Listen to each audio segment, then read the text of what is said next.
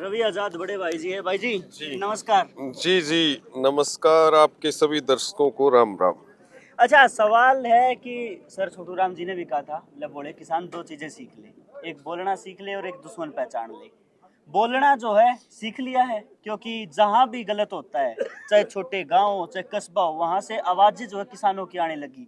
कहीं ना कहीं कैस कहा जो आंदोलन होया था उसकी, ठीक है आपने जो चीजें कागजा में जीती, उसके अलावा भी बड़ी बड़ी कई चीजें सीख ली कि भाई अपने जो है नेताएं तैयार हो गए, बोलने लग गए, और जो मेन बात है गुलामी से आकर दे उसकी जो है तोड़ दी है। जी क्या कहना चाहोगे इसके बारे देखो, बिल्कुल ठीक बात है।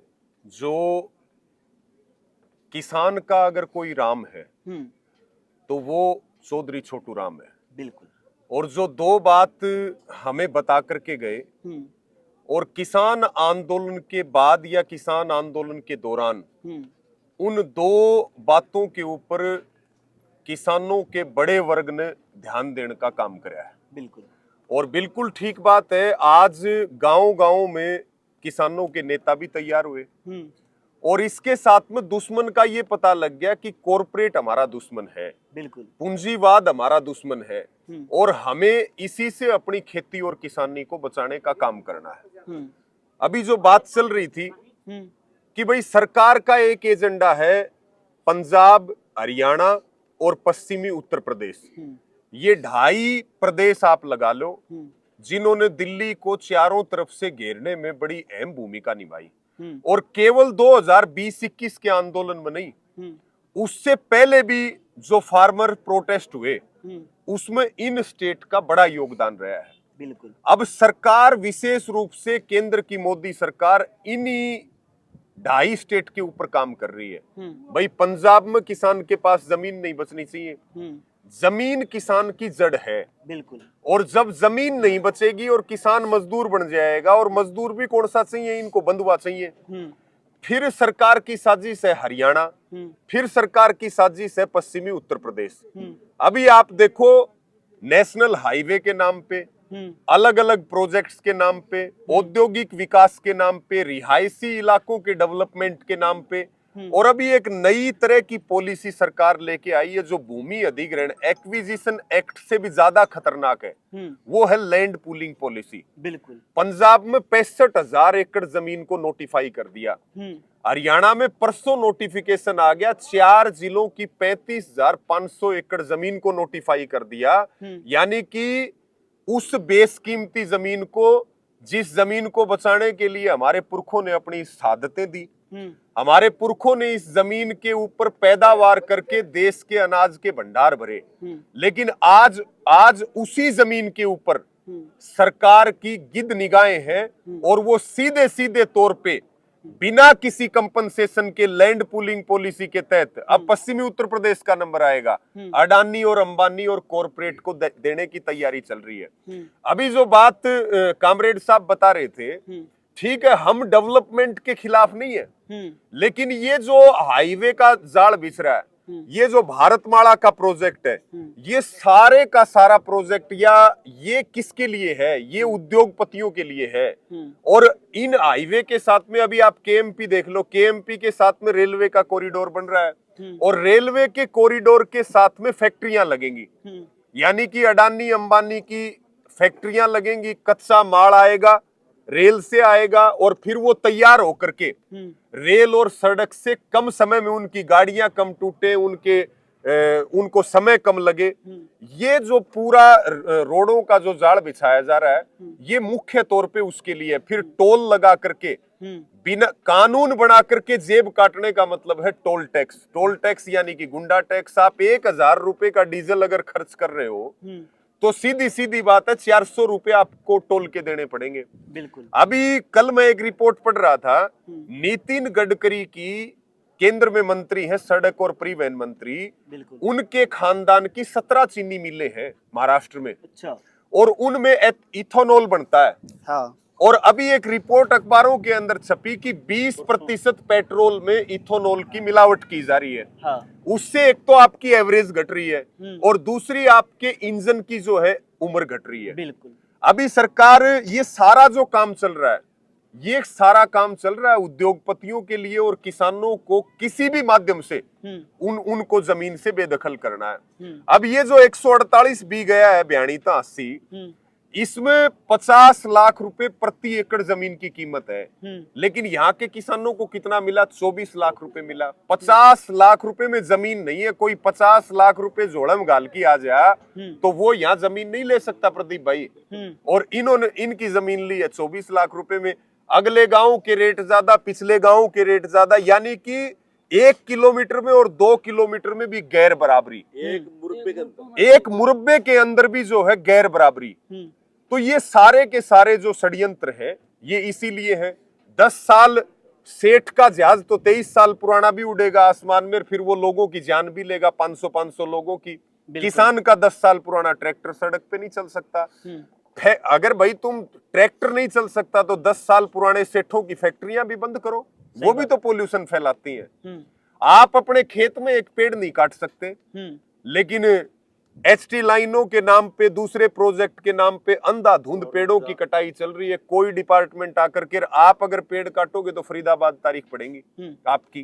पेड़ छोड़ो, लकड़ी भी काट, हाँ लकड़ी भी नहीं वही मैं आपको बताने लग रहा हूं। तो ये सारे, अभी स्मार्ट मीटर का मुद्दा चल रहा है। हम कह रहे हैं कि भाई हमें स्मार्ट मीटर की जरूरत नहीं, हमें तो स्मार्ट स्कूल चाहिए, हमारे बच्चों के लिए हमें स्मार्ट टीचर चाहिए, हमें स्मार्ट मीटर की जरूरत नहीं। एक स्मार्ट मीटर की 29,000 रुपए कीमत वसूली जाएगी, और रात को 2 बजे भी अगर रिचार्ज खत्म हो गया तो फिर आपकी बिजली चली जाएगी। बिल्कुल। 4 घंटे बाद आप कंपनी बदल सकते हो, अगर आप मोबाइल में आप कंपनियां पोर्ट कर सकते हो, लेकिन आप बिजली की कंपनी नहीं बदल पाओगे। पूरी पावर को जो है वो अडानी, अंबानी और टाटा को देने की तैयारी चल रही है। तो ये तमाम सारे मुद्दे हैं जिनके ऊपर हम, बड़ी बात थी जब दिल्ली से वापस आए कि सरकार एमएसपी पे गारंटी देगी। आज हम लगातार एमएसपी गारंटी कानून के लिए संघर्ष कर रहे हैं, कर्जा मुक्ति की बात कर रहे हैं, लेकिन उसके ऊपर बात नहीं हो रही है। नई नई चीजें हम अभी में लैंड पूलिंग पॉलिसी आ गई, उससे पहले स्मार्ट मीटर का मुद्दा था, उससे ये हरियाणा में लाखों एकड़ जमीन जल भराव के कारण नष्ट हो रही है। सरकार कुंभकर्णी नींद में सोई हुई है, कोई देखने वाला नहीं है। जमीनें बर्बाद हो रही है। क्या ये नेशनल प्रॉपर्टी नहीं है? क्या सरकार की जिम्मेदारी नहीं है नेशनल प्रॉपर्टी की सुरक्षा करना? मुख्यमंत्री के लिए नायब श्रेणी 5,000 करोड़ का हेलीकॉप्टर आ जाएगा, लेकिन पानी की निकासी के लिए 1 रुपए बजट जारी नहीं किया जाएगा। तो इन बातों के ऊपर हमें ध्यान देना पड़ेगा। ये सारे के सारे, अभी फ्री ट्रेड एग्रीमेंट का मुद्दा चल रहा है कि भाई अमेरिका के दबाव में भारत सरकार, आजकल तो हमें शक होता है कि हमारा प्रधानमंत्री ट्रंप है कि मोदी है, यही समझ में नहीं आ रहा है, क्योंकि सारी जानकारी टैरिफ से लेकर के और युद्ध रोकने से लेकर के सीज फायर तक की सारी जानकारियां हमें, अभी 50% टैरिफ लगा दिया ट्रंप ने। वो हाँ, यानी कि 50 लगाया। मैंने एक अंधभगत से पूछ लिया, मैं बोला भाई 50% टैरिफ लग गया, तो बोला जी 50, और आज बोला 6 अगस्त है, कितना हो गया? मैं बोला 56 हो गया। तो बोला देख लो यहाँ भी 56 इंची सीना बन रहा है। तो जो है इनके पास हर बात का वो है। छत गिरेगी, स्कूल की छत गिरेगी तो मास्टर जिम्मेवार है, हवाई जहाज गिरेगी तो पायलट जिम्मेवार है, भगदड़ मचेगी तो लोग जिम्मेवार है। तो ये सारे जो षड्यंत्र हैं समझने पड़ेंगे। केवल किसान की बात नहीं है, वर्ग कोई नहीं बचेगा, अब कोई नहीं बचना। सरकार सबका नंबर लगाएगी। और पिछले 2020 के बाद अगर बात करो तो लोकतंत्र कहाँ है देश में? मनमर्जी चल रही है। और एक बार ये और आगे तो आप भूल जाना कि आप वोट भी डाल करके आओगे इस बात को। 1 नेशन 1 इलेक्शन। अरे भाई, आप जनता के वोट से जीतो, हमें कोई दिक्कत नहीं, लेकिन आप जनता में सांप्रदायिकता का जहर घोल करके, और आप इलेक्शन कमीशन से, और बिहार में अभी वो सर चल रहा है जो आप देख रहे हो, आपको इलेक्शन कमीशन जिताए तो ये चीज देश कैसे बर्दाश्त करेगा? आप वोट से जीतो वो अलग बात है, लेकिन आप इलेक्शन कमीशन से जीतना चाहते हो तो ये तो देश बर्दाश्त नहीं करेगा किसी भी कीमत पे। तो ये तमाम मुद्दे हैं जिनके ऊपर मजबूती से लड़ाई लड़नी पड़ेगी, और लड़ाई सारी पूंजीवाद के खिलाफ है। सरकार ने ठान लिया कि सुई से लेकर के और जहाज तक सबके ऊपर आप अडानी अंबानी के कब्जे करवाओ। सरकार का यही लक्ष्य है। आर्थिक संसाधनों पे कर्जा हो जाए, जब कब्जा हो जाएगा तो गुलामी तो अपने आप आ जाएगी। अंग्रेजों ने क्या किया था, पहले ईस्ट इंडिया कंपनी आई, सारे आर्थिक संसाधनों पे कब्जा किया, फिर राजनीतिक गुलामी तो अपने आप आ जाएगी देश में। यही हालात देश में चल रहे हैं। देसी भाषा में पूछूं, सबसे बड़ा सवाल यो है, सरकारी नौकरी लागे पाछा आदमी सरकारी गुलाम हो जे है, उस खातिर एक मरोड़ बच रही है जमीन। कहीं नु कहते भाई मैं तो खेती करके खा लूंगा, भूखा मर्दानी हूँ, मने नौकरी की जरूरत नहीं है। तो कहीं ना कहीं आखिरी स्टेप सरकार का यह है कि जमीन किसी भी तरह से साम दाम दंड वेद लगा के खत्म कर दो, फिर सारे नौकर बनेंगे, गुलाम बनेंगे। बिल्कुल ठीक बात है। वह मरोड़ खोसना चाहे है। भाई जड़ है किसान की जड़ है जमीन। दिल्ली में 13 महीना आंदोलन इसीलिए चला कि किसान के पास जमीन थी। आज जिसके पास जमीन नहीं है, मजदूर के पास जमीन नहीं है, 5 दिन भी आंदोलन करके दिखा दो ना। हमारे पास जमीन थी, गांवों की ताकत थी, तो 13 महीने तक हम सरकार के खिलाफ लड़े। अगर और लंबी भी लड़ाई चलती तो भी लड़ते, लेकिन जमीन नहीं बचेगी तो फिर हम लड़ाई कैसे लड़ेंगे। जमीन हमारी ताकत है, जमीन हमारी माँ है। और मैं तो आपके माध्यम से ये कहना चाहता हूँ, सभी भाई तैयारी करो। ये 35,500 एकड़ तो ये पहला चरण है।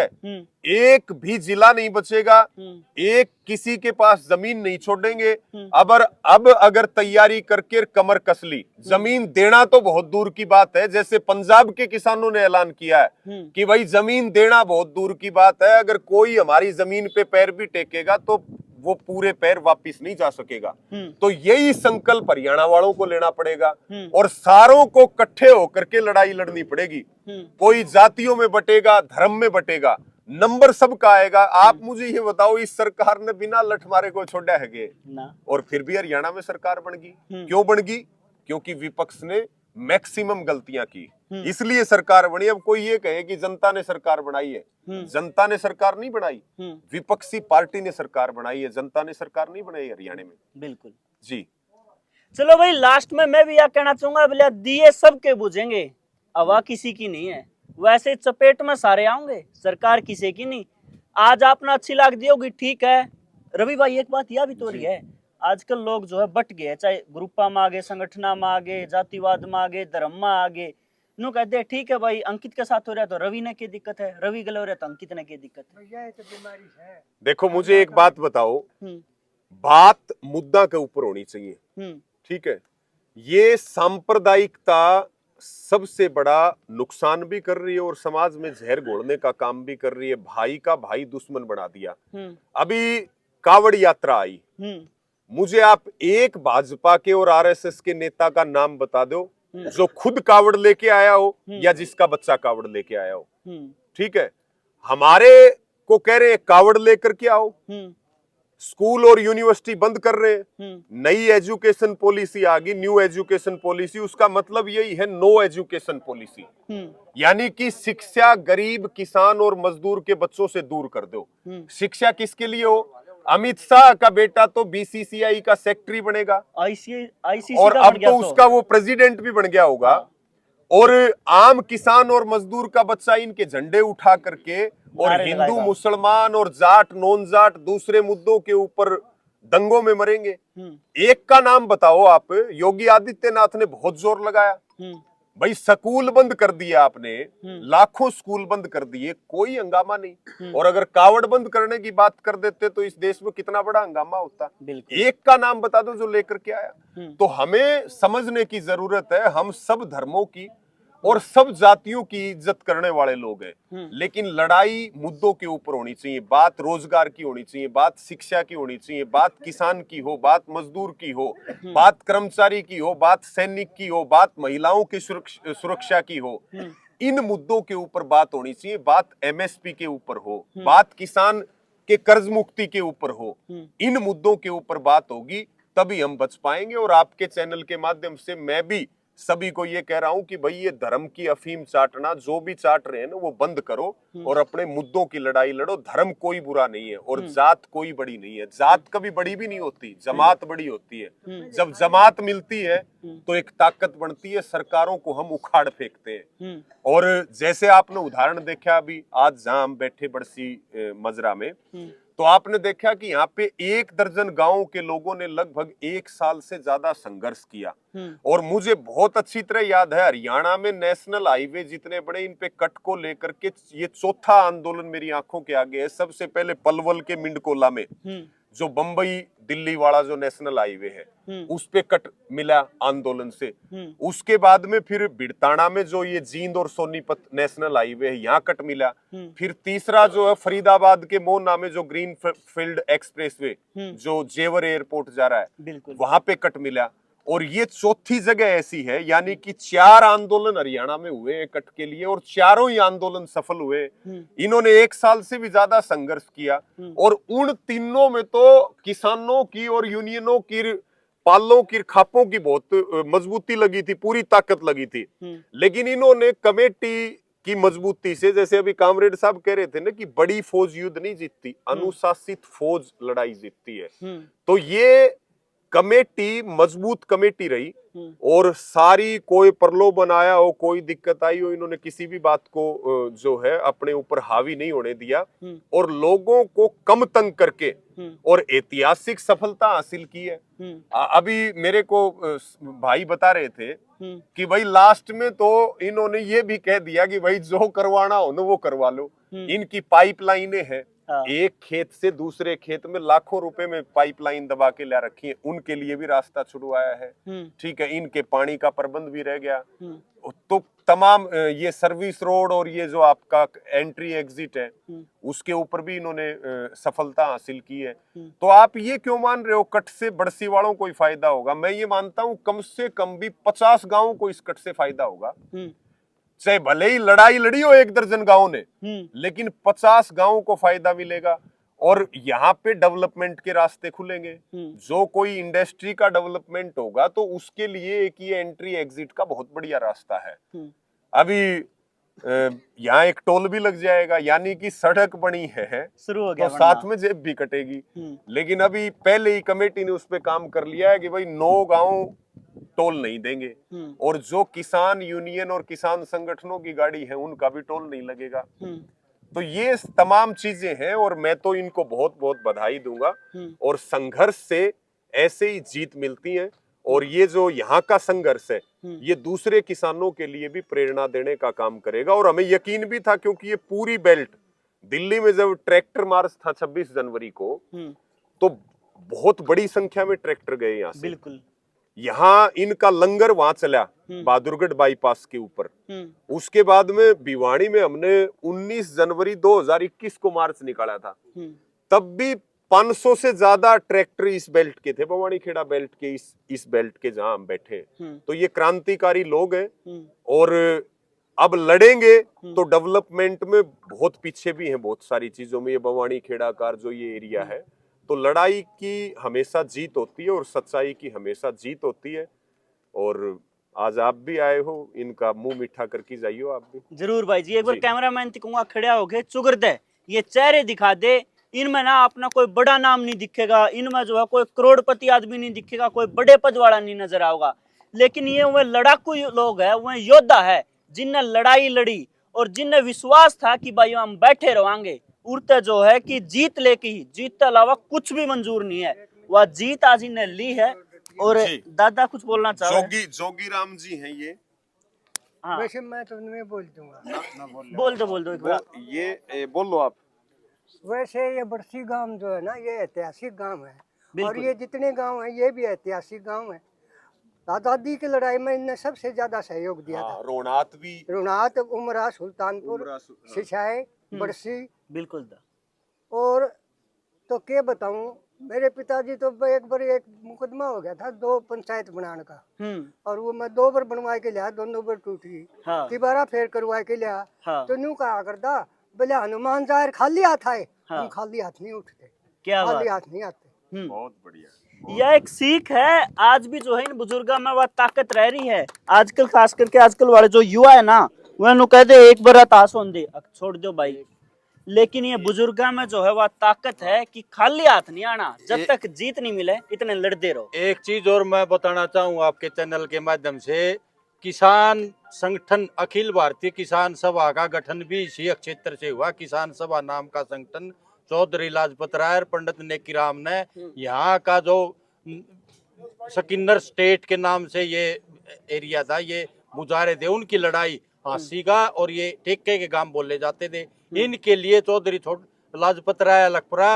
और पंडित नेकी राम ने एक लड़ाई लड़के इनको मुजारा का जो जमीन का हक भी यहाँ से 1929 में अखिल भारत हरियाणा किसान सभा बनी थी। सबसे पहले पूरे देश में तो 1936 में बना था अखिल भारतीय किसान सभा, और सबसे पहले हरियाणा किसान सभा बना के इस एरिया की लड़ाई लड़ी गई थी सकिन्नर बंधुओं के खिलाफ। जो यहाँ की जो जमीन थी वो इन किसानों को दिलवाने का काम किया। बिल्कुल 100 का निचोड़ यो कह दूं कि भाई उरे का एरिया ना राजनीति की भेंट चढ़ रहा है और पीछे जरूर रह रहा है, लेकिन अगर बात करी जाए लोगों की तो लड़ाकू लोग है, योद्धा है और हर लड़ाई लड़नी आवे है। वीडियो ने शेयर कर दो और अपनी राय खास करके जो है इन काकेता हुआ खातिर जिन नया लड़ाई लड़ी है, आप जो भी बोलना चाहो ना खुल के कमेंट बॉक्स में बोलो। वीडियो ने शेयर कर दो। बहुत बहुत धन्यवाद।